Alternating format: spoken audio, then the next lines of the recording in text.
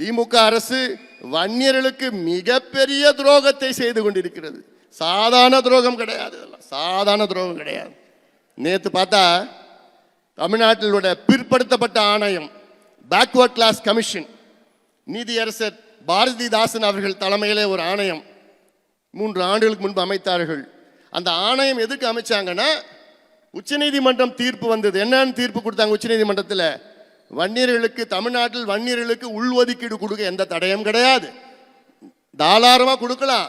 புள்ளி விவரங்களை சேகரித்து நியாயப்படுத்தி கொடுங்கள் என்று உச்சநீதிமன்றம் தீர்ப்பு வழங்கி 1200 நாள். அதன் பிறகு நாங்கள் எல்லாம் அழுத்தம் கொடுத்தோம். ஐயா, நாங்கள் எல்லாம் போய் முதலமைச்சரை பார்த்து அழுத்தம் கொடுத்ததுக்கு பிறகுதான் இந்த பேக்வர்ட் கிளாஸ் கமிஷனை அது நியமனம் பண்ணாங்க. புதுசா நியமனம் பண்ணி எதுக்கு நியமனம் பண்ணாங்கன்னா, உச்சநீதிமன்றம் கொடுத்த வழக்கின் அடிப்படையில், உச்சநீதிமன்றம் கொடுத்த வழக்கின் அடிப்படையில் அதில் பேராகிராஃப் 68, 73 அதை கோடிட்டு காமிச்சு தான் ஒரு அரசாணை வெளியிடுறாங்க. அந்த அரசாணையில் என்ன சொல்றாங்கன்னா, வன்னியர்களுக்கு உள்ஒதுக்கீடு கொடுப்பதற்காக புள்ளி விவரங்களை சேகரித்து கொடுக்க வேண்டும். இந்த பிற்படுத்தப்பட்ட ஆணையம், பேக்வர்ட் கிளாஸ் கமிஷன் 3 மாதத்திலே கொடுக்க வேண்டும் என்று அரசாணையை வழங்குகிறார்கள். சரி, நாங்களாம் எப்படியோ 3 மாசத்துல வந்துடும் தைரியமா இருந்தோம். எப்படியாவது 3 மாசத்துல புள்ளி விவரம் வந்துட்டு இடஒதுக்கீடு கொடுப்பாங்கன்னு அந்த தைரியத்தில் இருந்தோம். அதன் பிறகு பார்த்தா 3 மாசம் எங்களுக்கு பத்தல, இன்னொரு 3 மாசம் வேணும். சரி, அப்புறம் பார்த்தோம், என்னடா இன்னொரு 3 மாசம் தானே, சரி எப்படியா இன்னொரு 3 மாசத்துல வந்துடும். 3 மாசம் போனதுக்கு அப்புறம் இந்த 3 மாசமே எங்களுக்கு பத்தல, இன்னொரு 6 மாசம் வேணும். அப்புறம் தான் எங்களுக்கு யோசனை வருது, ஓஹோ இவங்க வச்சுட்டாங்கடா, ஸ்கெட்சை போட்டானுங்க, கொடுக்கக்கூடாதுன்னு ஸ்கெட்சை போட்டுட்டானுங்க. அப்போ 6 மாசம், அதுக்கப்புறம் இன்னொரு 6 மாசம், அப்புறம் இன்னொரு 6 மாசம். ஆக 3 ஆண்டுகளில் 2.5 ஆண்டுகள் முடிஞ்சு போச்சு. இப்போ நேற்று என்ன பண்ணியிருக்கிறாங்க தெரியுமா? அந்த ஆணையத்துக்கு இன்னும் காலம், இன்னும் 3 மாசம் 6 மாசம் தான் இருக்கு.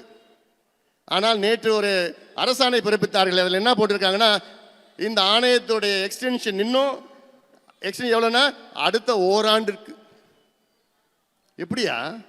இந்த ஆணையமே இன்னும் 6 மாதம் தான் இருக்கும், நீ எப்படியா இன்னும் 1 வருஷம் எக்ஸ்டென்ஷன் கொடுக்குற? எந்த அடிப்படையிலையா கொடுக்குற? அதுக்கு கூடமா உங்களுக்கு தெரியாது? சட்டத்தில் இடம் இருக்குதான்னு அதுக்கு இல்லாத ஆணையத்திற்கு இன்னும் எப்படி நீங்க நீடிப்பு கொடுப்பீங்க, எக்ஸ்டென்ஷன் கொடுப்பீங்க? ஆணையத்தோட இன்னும் காலமே இன்னும் 6 மாதம் தான் இருக்கு, நீங்க 1 வருஷம் எப்படி எக்ஸ்டென்ஷன் கொடுப்பீங்க?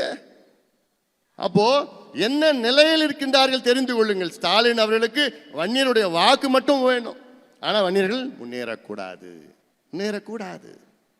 இப்படி ஒரு கேடுகட்ட அரசாங்கம் தமிழ்நாட்டில் நடைபெற்று கொண்டு இருக்கிறது. வன்னியர்களுக்கு மட்டும் பிரச்சனை கிடையாது, எல்லா சமூகங்களுக்கும் பிரச்சனை இருக்கு. எல்லா சமுதாயங்களுக்கும் மோசடி செய்கின்ற ஆட்சி தான் திமுக ஆட்சி. திமுக ஆட்சியை வீட்டுக்கு அனுப்புகின்ற காலம் நேரம் வந்துவிட்டது. தமிழக மக்களே தயாராகுங்கள்.